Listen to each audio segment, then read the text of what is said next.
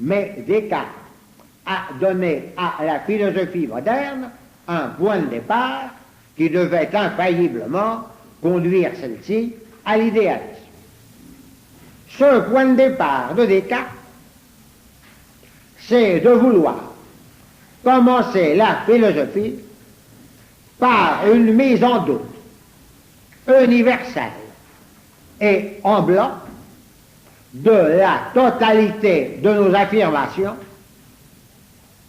jusque et y compris la capacité même de connaître de notre intelligence, puisque Descartes va jusqu'à dire « il se pourrait que nous soyons l'œuvre d'un malin génie qui se serait amusé à ce que tout en nous soit fait ». Je vous ai montré tout à l'heure que cette mise en doute de la capacité même de connaître notre intelligence est contradictoire, absurde et impossible, et qu'on ne peut pas l'accepter. Mais ce point de départ de Descartes conduit à l'agnosticisme, car si nous ne sommes pas certains de la capacité de connaître notre intelligence, alors celle-ci ne pourra reconnaître aucune vérité certaine. Et cela va également conduire à l'idéalisme, car si nous ne sommes pas certains que notre intelligence connaisse quelque chose, alors la pensée est enfermée en elle-même. Et il n'y a plus que le monde intérieur de la pensée, et cela conduira à l'idéalisme. Je vous ai dit que Descartes, avec ce point de départ, inacceptable, nous venons de voir pourquoi, a pourtant prétendu échapper à l'idéalisme. Mais il n'a cru pouvoir y échapper que par une suite de faux raisonnements dont il est important de faire l'examen critique. D'abord, Descartes, après sa mise en doute universelle, ajoute « quand j'ai tout mis en doute, il reste une chose dont je ne peux pas douter, c'est que je pense, puisque mon doute lui-même est une pensée. Et si je pense, c'est que je suis. » Et vous reconnaissez le fameux « je pense, donc je suis », dont Descartes a prétendu faire le point de départ de la philosophie. Mais quand Descartes dit « je pense, donc je suis », il contredit son propre point de départ. Car pour dire « je pense », il faut « donc je suis », il faut supposer notre intelligence capable de connaître sa propre pensée et sa propre existence. Et alors il contredit sa mise en doute initiale de la capacité même de connaître de notre intelligence. D'autre part, l'enchaînement « je pense donc je suis » est illogique, car quand Descartes dit « je pense », cela n'a de signification que si le « je », qui est le sujet du verbe penser, existe. Donc le « je suis » est supposé par le « je pense ». De plus, quand Descartes a ainsi affirmé sa propre pensée et sa propre existence, cela ne lui permet de connaître aucune réalité extérieure à lui. Eh bien, il va pourtant y prétendre en pratiquant ce type de faux raisonnement qu'on appelle le cercle vicieux. Le cercle vicieux, c'est quand on s'appuie sur A pour démontrer B, et ensuite sur B pour démontrer A. Il est évident que dans ce cas, on n'a rien démontré du tout. Eh bien, voici le cercle vicieux de Descartes. Descartes dit, il se pourrait que je sois l'œuvre d'un malin génie qui se serait abusé à ce que tout en moi soit faux. Mais je ne suis pas l'œuvre d'un malin génie, je suis l'œuvre de Dieu. Et comme Dieu n'a pas pu se complaire à me tromper, alors ma création par Dieu me donne la garantie que mon intelligence connaît bien la réalité telle qu'elle. Eh bien, je pense que vous voyez le cercle vicieux qu'il y a dans cette manière de raisonner. Descartes s'appuie sur notre création par Dieu pour justifier la capacité de connaître notre intelligence, mais pour affirmer notre création par Dieu, il suppose la capacité de connaître de notre intelligence qui affirme cela. Donc il s'appuie sur A pour démontrer B et sur B pour démontrer A, c'est un cercle vicieux. D'ailleurs, il n'est pas vrai que notre création par Dieu donne à notre intelligence la garantie d'être dans la vérité. Car si l'on était ainsi, nous serions toujours dans la vérité et jamais dans l'erreur, ce qui est contraire au fait. Alors, les successeurs de Descartes ont très bien vu son cercle vicieux, mais ils ont conservé son point de départ, et alors ils ont abouti à l'idéalisme. Cela s'est fait en 3 étapes: Kant, Fichte et Gall. Admettant le point de départ de Descartes, on conclut que la réalité est inconnaissable et que notre pensée n'est pas la connaissance de la réalité, mais un produit de notre activité intellectuelle se développant suivant ses propres lois. Cela entraîne que l'homme n'a pas à reconnaître une vérité, qu'il est le maître absolu de sa pensée, d'où les doctrines de liberté de pensée, entraînant liberté de conscience et d'action, qui vont imprégner le libéralisme de l'époque de Kant, fin du XVIIIe siècle, époque de la Révolution française. L'étape suivante est un élève de Kant qui s'appelle Fichte, qui vit au début du XIXe siècle, à l'époque de Napoléon. Et Fichte a très bien vu que Kant est illogique en parlant d'une réalité inconnaissable. Si elle est inconnaissable, comment savoir qu'elle existe? Alors Fichte rejette la réalité inconnaissable dont Kant admettait encore l'existence, de sorte que pour Fichte, il n'y a plus rien d'autre que le sujet pensant, auteur de sa propre pensée. Plus rien d'autre que le moi pensant, dont le dynamisme créateur engendre sa propre pensée.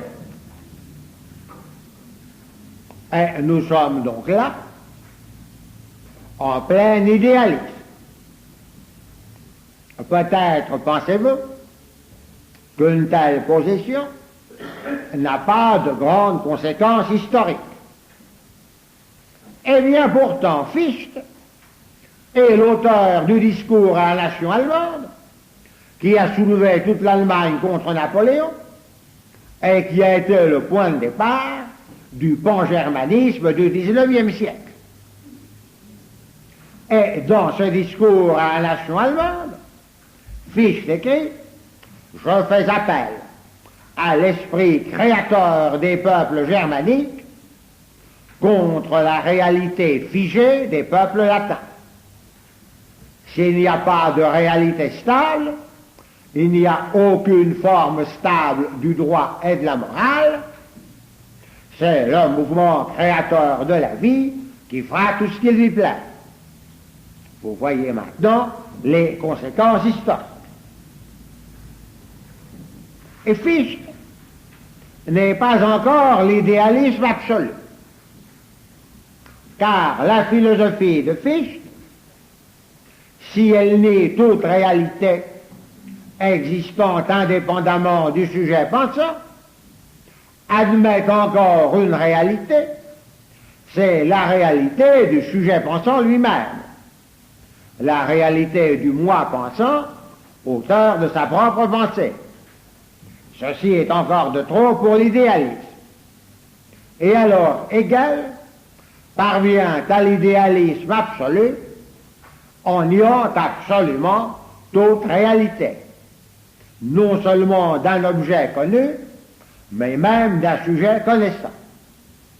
Pour Hegel, il n'y a ni objet connu, ni sujet connaissant, il n'y a rien d'autre que la pensée elle-même, qui engendre tout en elle dans son développement intérieur, et tout est intérieur au développement de la pensée.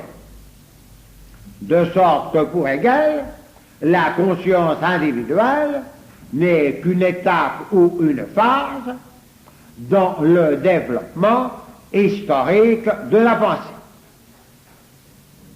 Nous passons là du libéralisme de l'époque de Kant au collectivisme et au totalitarisme, puisque pour Hegel, la conscience individuelle n'est qu'un élément du développement historique collectif de la pensée.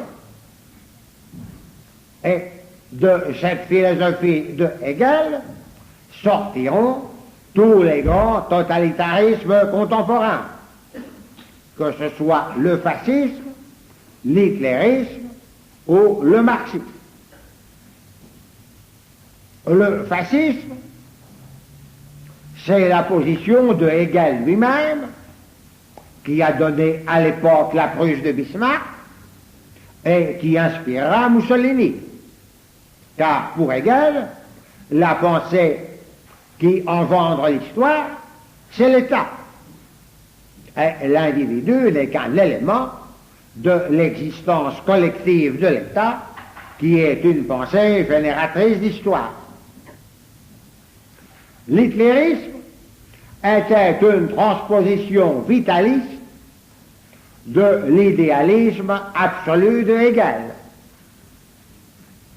En effet, alors que pour Hegel, il n'y a que la pensée dont le développement intérieur engendre toute l'histoire, si on ajoute que la pensée est un produit des forces vitales, on aura une philosophie vitaliste pour laquelle rien d'autre n'existe de compte que le plus grand mouvement d'expansion des forces vitales. Et comme le plus grand mouvement d'expansion des forces vitales se trouve dans la race supérieure, on aura le racisme, c'est-à-dire l'hitlérisme, pour lequel rien d'autre n'existe ne compte que la puissance d'expansion vitale de la race supérieure. Et alors il n'y a ni vérité, ni morale, ni droit, ni religion qui s'impose à la race supérieure. Elle se crée à elle-même sa vérité, sa morale, son droit et sa religion, selon ses besoins d'expansion vitale. Le troisième totalitarisme qui sortira de Hegel, c'est le marxisme, dont les créateurs Karl Marx et Engels ont été formés à l'école philosophique de Hegel. Le marxisme est un retournement matérialiste de l'idéalisme absolu de Hegel. Pour Hegel, il n'y a que la pensée dont le développement intérieur engendre toute l'histoire. Karl Marx et Engels ajoutent simplement que la pensée est un produit du cerveau humain, qui est lui-même un produit de l'évolution des forces matérielles. Et alors, il n'y a rien d'autre que des forces matérielles en évolution et en expansion qui engendrent le cerveau humain, et par là l'histoire humaine, et par là la pensée humaine. Et alors, on aboutira à une philosophie pour laquelle seul compta la plus grande puissance des forces matérielles en action, et où tout sera subordonné à la plus grande puissance des forces matérielles en action. Eh bien, vous voyez, avec cette brève histoire de la philosophie moderne, qu'il y a là un enchaînement philosophique qui s'enchaîne avec une logique rigoureuse à partir du point de départ de Descartes.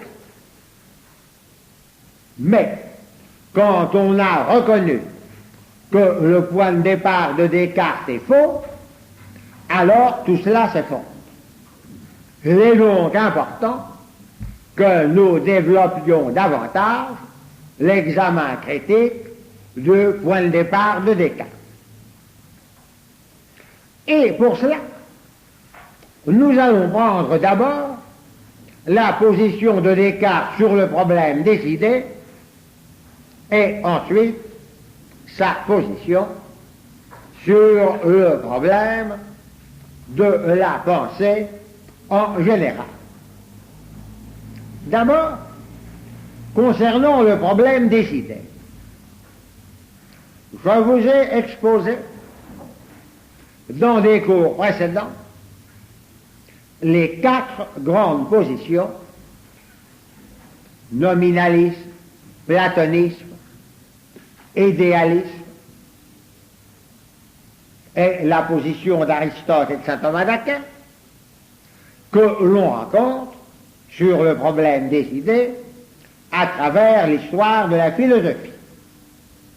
Et j'avais rattaché toutes les grandes philosophies à l'une de ces 4 grandes positions. Quand je vous ai donné cette liste de philosophes dans chacune des 4 grandes positions, vous avez dû être étonné de ne pas y trouver le nom de Descartes. C'est que Descartes, en effet, a une position assez originale qui est quelque peu intermédiaire entre le platonisme et l'idéalisme. Et je ne vous ai pas exposé alors la position de Descartes, car je me réservais de le faire maintenant. Eh bien, voici la position de Descartes sur le problème des idées.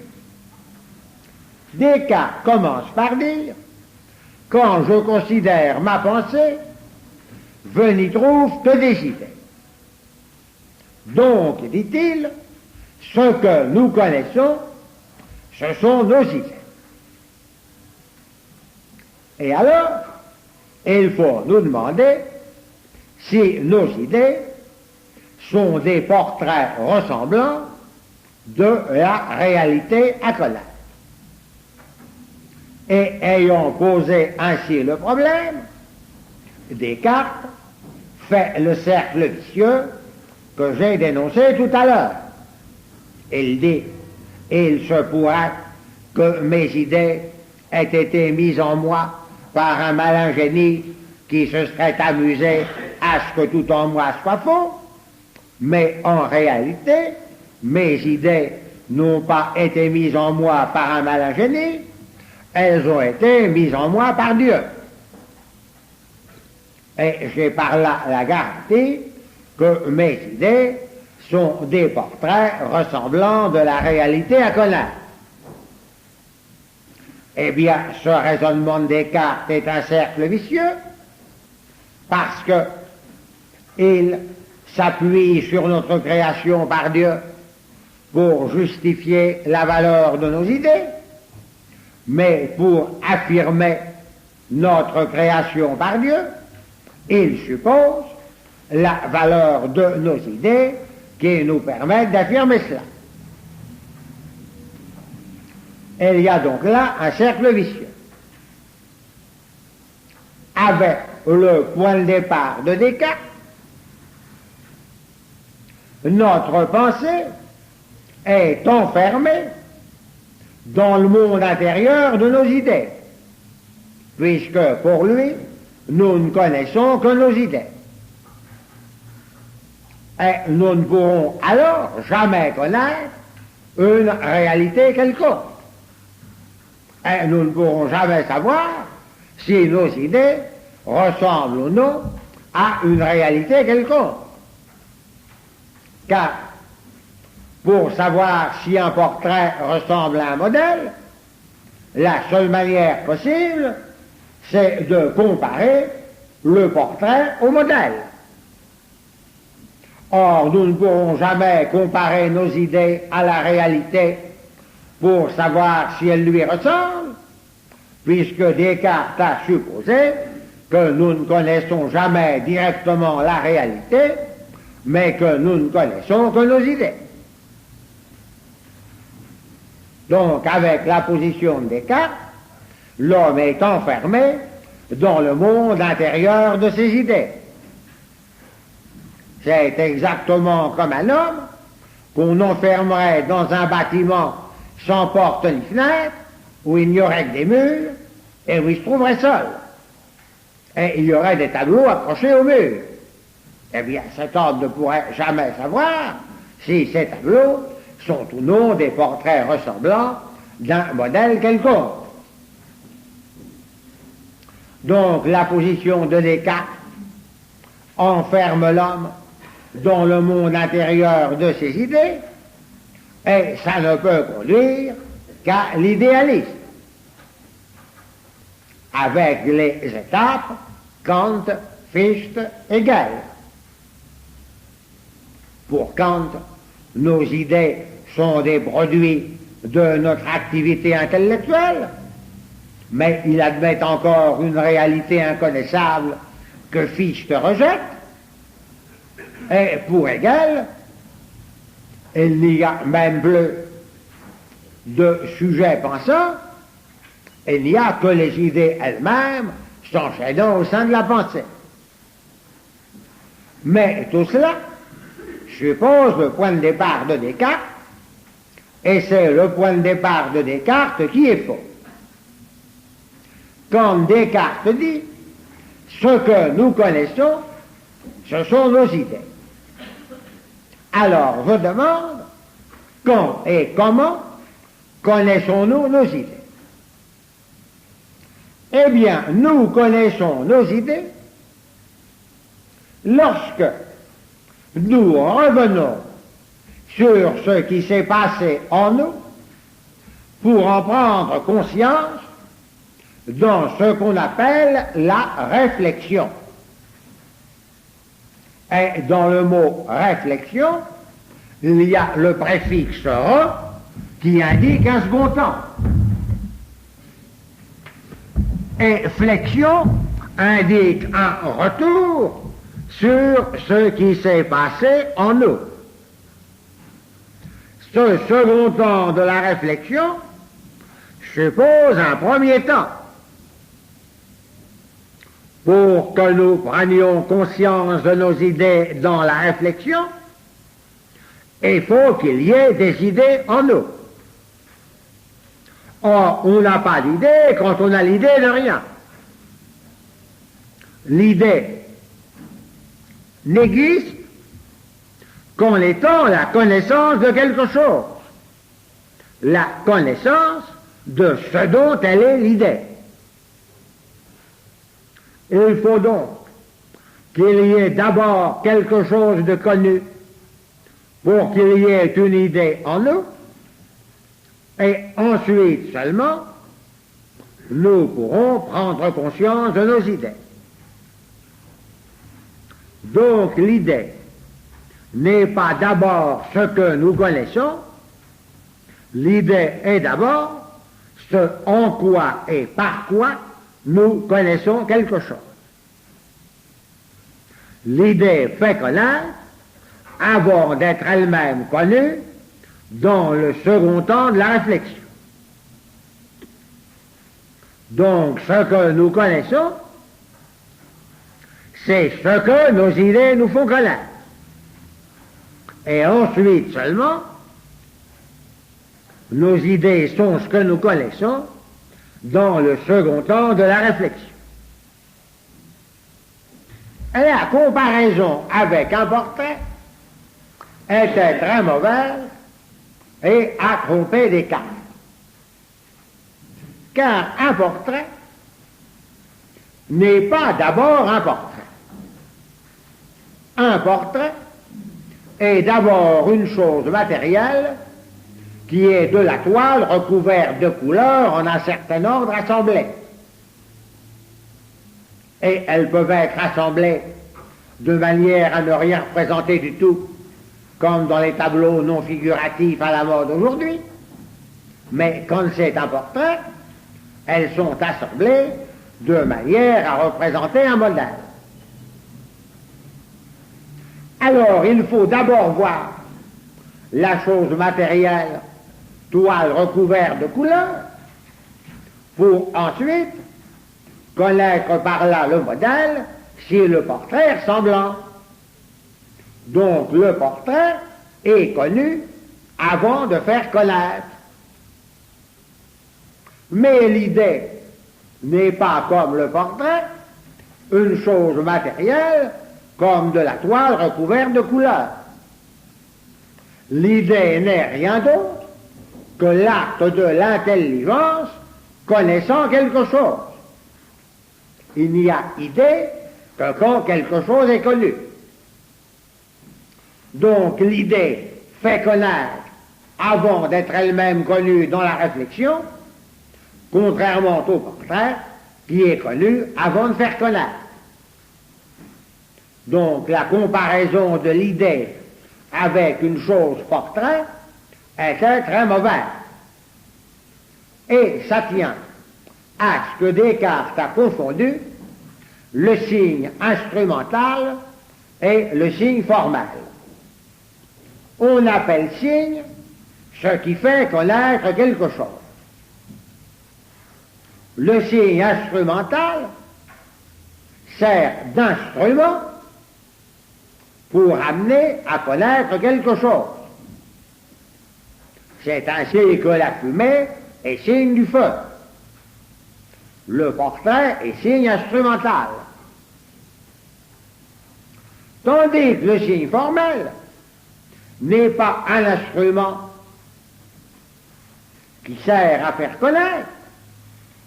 Le signe formel, toute sa nature consiste à faire connaître. Il n'y a rien d'autre en lui que de faire connaître.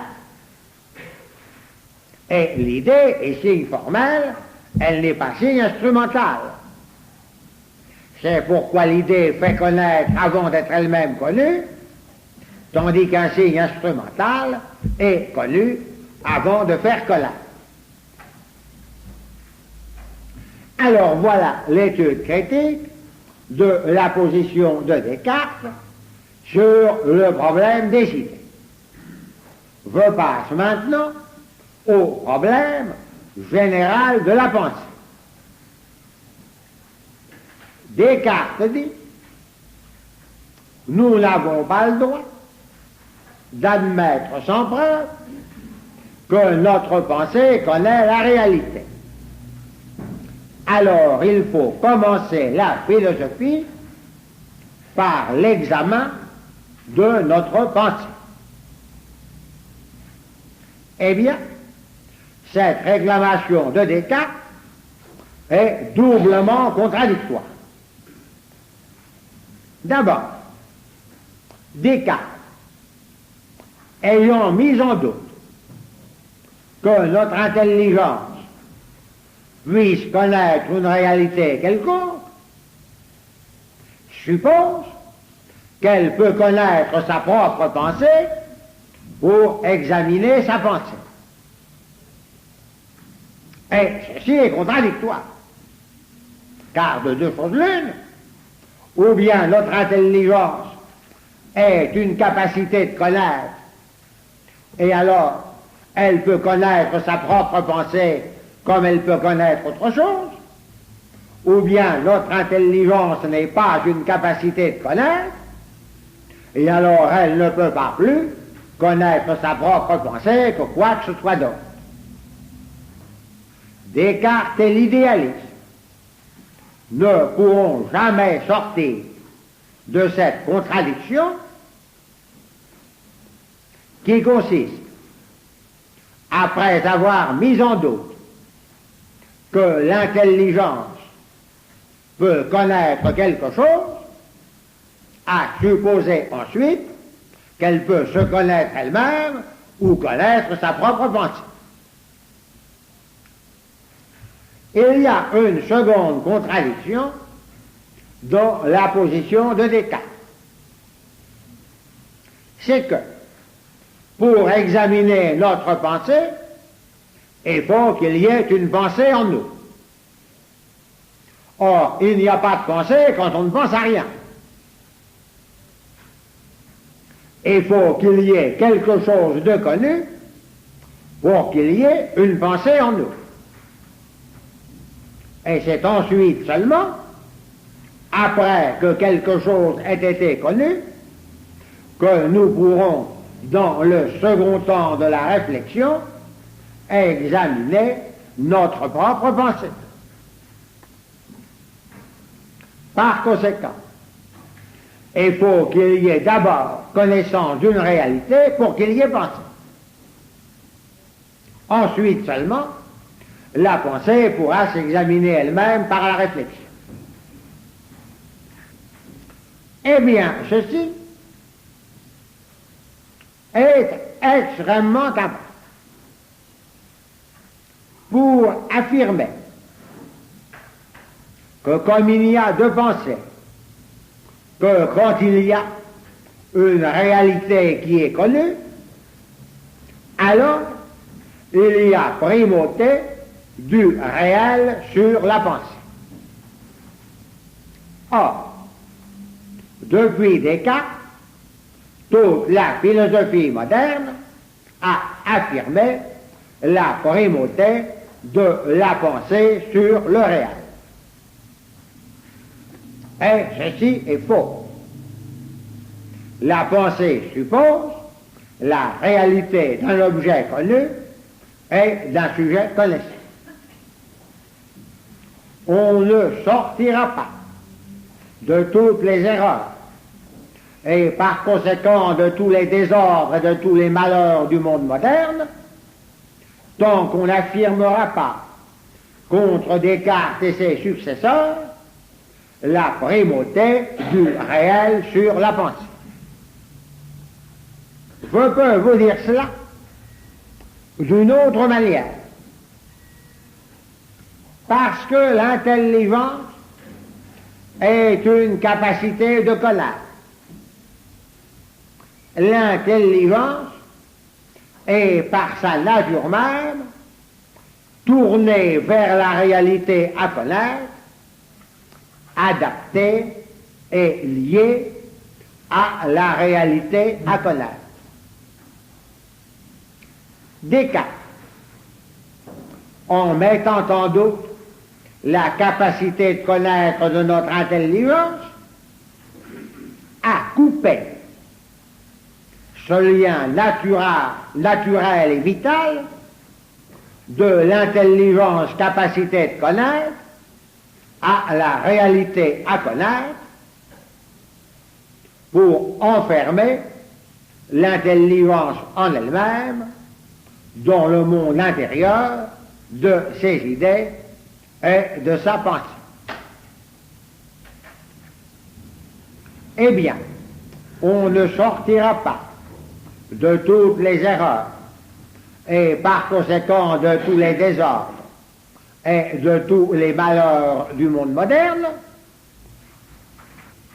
tant qu'on ne rétablira pas contre Descartes et ses successeurs le lien vital et naturel, l'adaptation vitale et naturelle de l'intelligence, capacité de connaître, à la réalité à connaître. Voilà à quoi nous conduit l'examen critique du point de départ de Descartes, et avec le point de départ de Descartes s'effondre tout l'idéalisme qui est fondé sur ce point de départ et qui suppose toujours cette contradiction que, n'admettant pas que l'intelligence peut connaître une réalité, on admet qu'elle peut se connaître elle-même et connaître sa propre pensée. Je vous signale que l'idéaliste a développé un argument qu'il considère comme décisif, et cet argument consiste à dire un au-delà de la pensée est impensable. Ce qui veut dire que tout ce qui est considéré par la pensée est intérieur à la pensée. D'où l'idéalisme conclut qu'il ne peut rien y avoir en dehors de la pensée. Eh bien, il est parfaitement exact qu'au moment où un objet est en acte d'être connu, il est dans la pensée.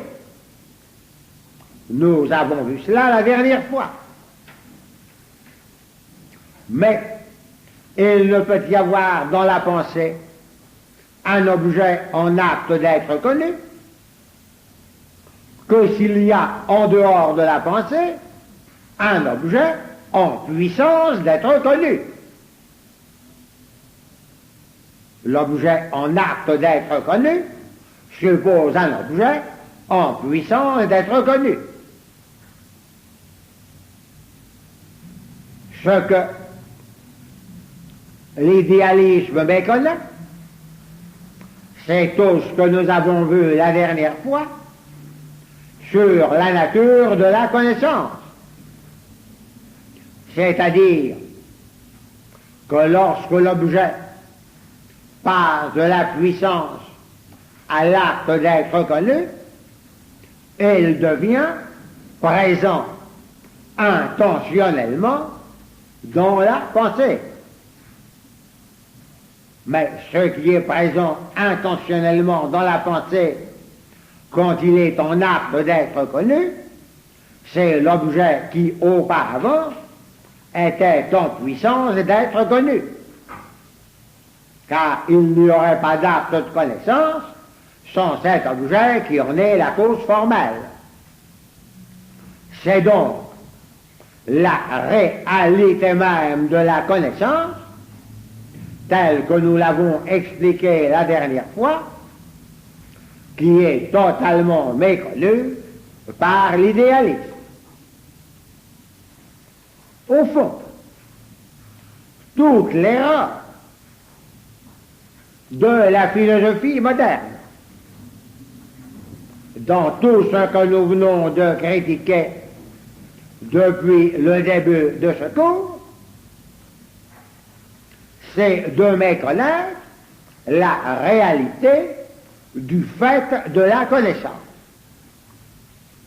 C'est de méconnaître qu'il y a des êtres doués de connaissance en qui ce qu'ils connaissent est présent dans la connaissance qu'ils en ont. c'est ce fait même de la connaissance qui est méconnu. Et ceci atteint toute la philosophie moderne. Même une philosophie aussi éloignée de l'idéalisme que la philosophie actuelle de Jean-Paul Sartre. Car toute la philosophie de Sartre repose sur sa distinction initiale entre ce qu'il appelle l'en-soi et ce qu'il appelle le pour-soi. À partir de là, toute sa philosophie s'enchaîne avec une logique imperturbable.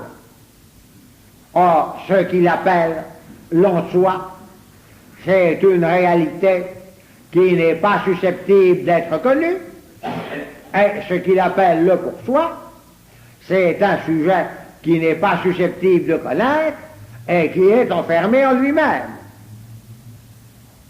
C'est donc la méconnaissance que la réalité est quelque chose qui peut être connu, parce qu'il y a des êtres doués de connaissance qui sont capables de la connaître. C'est ce pur fait de la connaissance qui est ainsi méconnu par toute la philosophie moderne. Alors maintenant que j'ai terminé l'examen critique de Descartes et de l'idéalisme, il me reste à vous montrer les conséquences engendrées par l'idéalisme dans la philosophie et dans le monde moderne. La première est l'athéisme.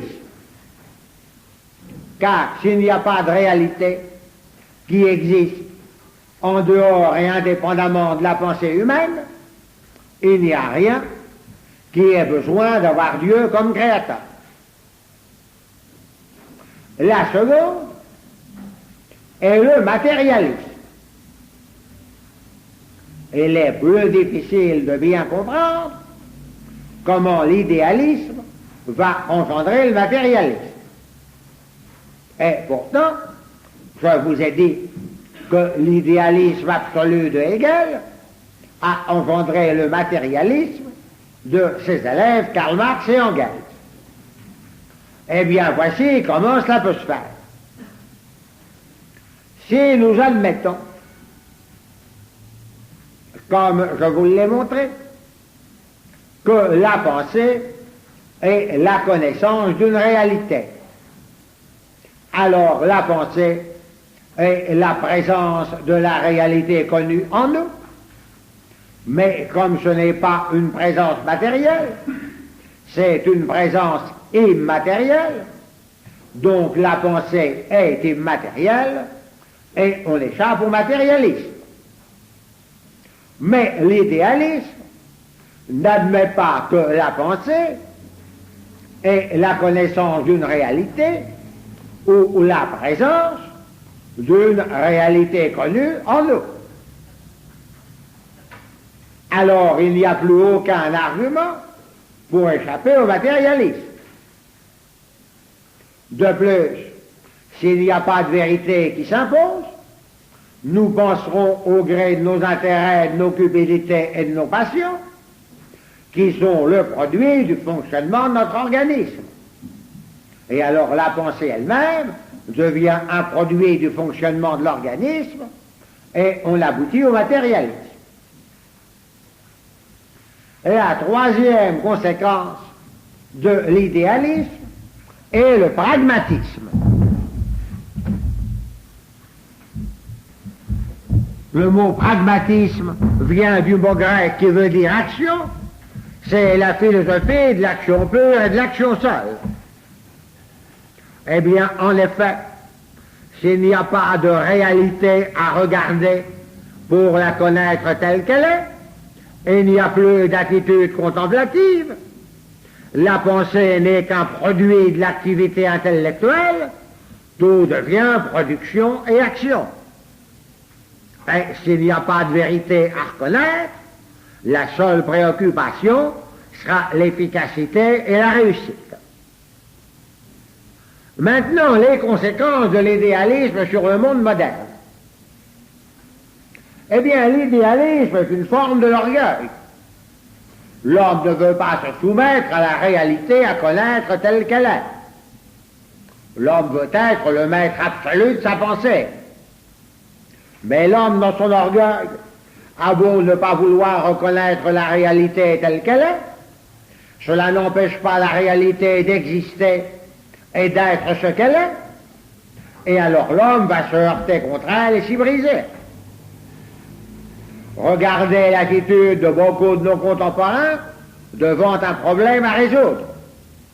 Au lieu de regarder la réalité des données du problème, ils s'enferment matériellement dans leur cabinet de travail, spirituellement à l'intérieur de leur pensée, et par une pure construction de l'esprit, ils produisent un plan ou un programme qui est un cadre artificiel dans lequel ne peuvent pas entrer les données réelles du problème à résoudre. D'autre part, nous voyons dans le monde moderne se multiplier les maladies mentales. Or, que nous disent les psychiatres? Que l'homme sain, normal, équilibré est l'homme accordé et adapté au réel, qui accepte la réalité telle qu'elle est, tandis que le malade mental refuse la réalité telle qu'elle est pour se réfugier dans un monde intérieur à son esprit dans lequel il pense et désire pour des réalités. L'idéalisme engendrera une véritable maladie de l'intelligence, désadaptée, désaccordée, désarticulée du réel, pour se replier au-dedans d'elle-même, dans le monde intérieur de ses propres constructions. Et puis alors, s'il n'y a pas de vérité à reconnaître telle qu'elle est, nous trouvons tout ce que je vous ai indiqué au début. Pas de raison d'être et de but de la vie humaine, donc révolte et désespoir, plus de morale, on n'aura plus qu'à jouir et à profiter, plus de base commune pour bâtir l'ordre moral, la vie sociale et la civilisation, plus de base commune pour discuter l'humanité qui vient une tour de Babel et les discussions qui viennent des dialogues de sourds. Mais surtout, ce qui est le plus typique, c'est qu'alors l'homme va penser au gré de ses cupidités, de ses intérêts, de ses passions, de son orgueil, et les grands mouvements collectifs de cupidité, de passion ou d'orgueil vont engendrer des idéologies qui sont le masque idéal sous lequel se déguisent les cupidités, les passions et l'orgueil, et entre les idéologies, ce seront des luttes destructrices. De même que s'il n'y a plus de vérité morale, l'homme est un loup pour l'homme, et alors ce sont les luttes destructrices d'abord entre les individus, puis entre les collectivités, de classe, de race ou d'État. Enfin, l'esprit humain n'étant plus tourné vers le réel, l'homme va vivre dans un monde intérieur d'images, de sentiments et d'idées, dans lequel il se donne un spectacle intérieur à lui-même. Et pour alimenter ce monde intérieur, il aura besoin sans arrêt de la presse, de la radio, de la télévision, du cinéma, de toutes ces drogues dont l'homme moderne ne peut plus se passer. Il voudra avoir un avis sur tout, une opinion sur tout, y compris les choses sur lesquelles il n'est pas réellement informé et pas réellement compétent. Et tandis qu'il a ainsi l'esprit occupé de tout, il est incapable d'être attentif aux réalités dont il a la charge et dans lesquelles se situe ses devoirs. Et il y a donc une véritable déformation de la psychologie de l'homme contemporain par l'idéalisme. Alors j'ai terminé ce cours sur le problème de la vérité et nous y avons vu au début dans quel cas l'intelligence humaine peut connaître et affirmer la vérité avec certitude.